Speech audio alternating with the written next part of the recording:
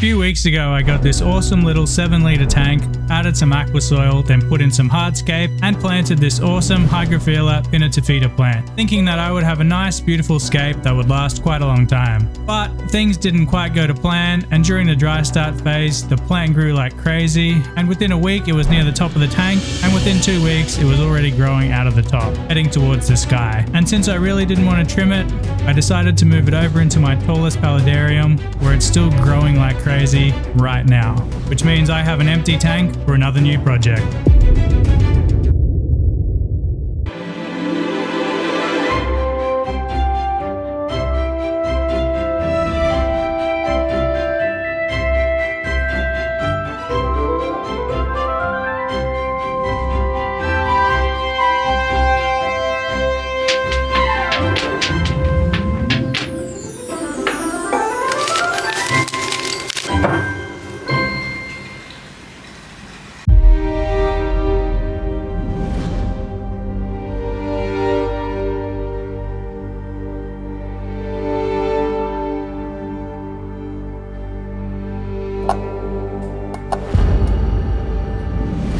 This is the same Sinkor 7-litre Nano tank which I used in the previous build, which is 28 by 15 by 15 centimeters.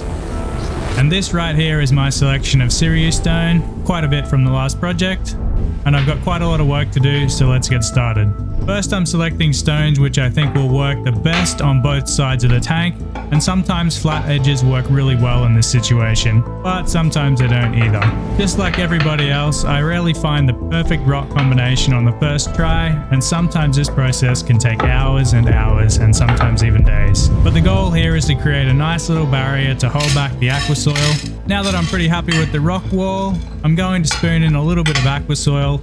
I'll also need to add a few more little stones here and there in order to keep the aqua soil from spilling over into the front of the tank. And annoyingly, something always goes wrong, and in this case the wall started to slide forward a little bit, so I decided now's the perfect time to add some sand to the foreground to stop it moving forward. Unfortunately though, this stuff is still a little bit wet. It was actually frozen, had to defrost it first, it was left outside for the winter, so it isn't the easiest stuff to work with.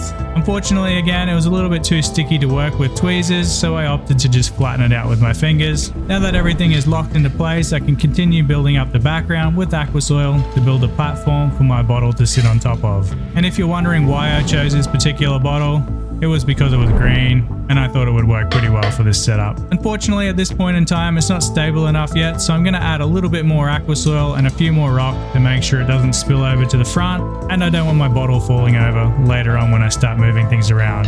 So far it's looking pretty good, and the platform is finally nice and stable, and it's ready to support the bottle properly and safely, most importantly. We can start working on the background. For the background I'm going to be using clay.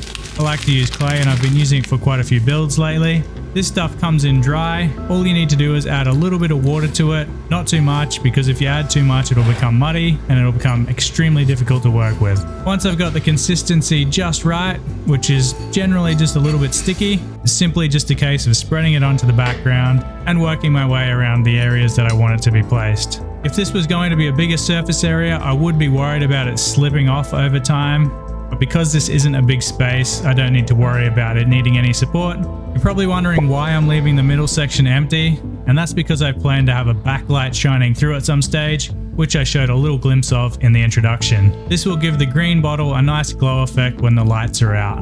Again, I'm pretty happy with how this has turned out, so now we can bring this garbage dump to life with a nice assortment of plants. I've got a lot of hypno moss here as usual, and these sheets are going to be perfect. I'm just going to trim them into nice little bits, then stick them onto the background. Over time this will eventually take hold and start to cover pretty much everything, including the glass bottle, which is the aim of this build, to give a nice urban decay effect and to simulate what happens when people just throw rubbish out the car window. With the final little quick spray down, I can put the bottle back in place, then add a few more plants to the bottom as well as some more moss. I'm also going to add one nice little piece of Anubias Nano Petite just to complement the rocks at the bottom of the tank. And finally, I've got a couple more plants to go in here. I'm going to be adding some creeping plants, which will also add to the overgrown effect in the future. And I'm going to be using two of my favorites, Ficus pumila on the left and Solanum Evo on the right. just a couple of trimmings from some of my other tanks. And I'm also going to add some hydrocotyle Japan because this stuff seems to take over everything and it grows really fast, so it should speed up my overall plans and look for this little terrarium build. Over time, all of these plants should start to overgrow the ecosystem and the bottle should eventually start to decay, starting with the label. So here's how it looks after a couple of days. And as this is going to be a long-term project, make sure you're subscribed to see how things look in a few months. And if you're also curious, stick around and check out the ASMR build, which is probably going to be a struggle for some of you ADHD guys. It's actually my preferred editing style, so see what you think.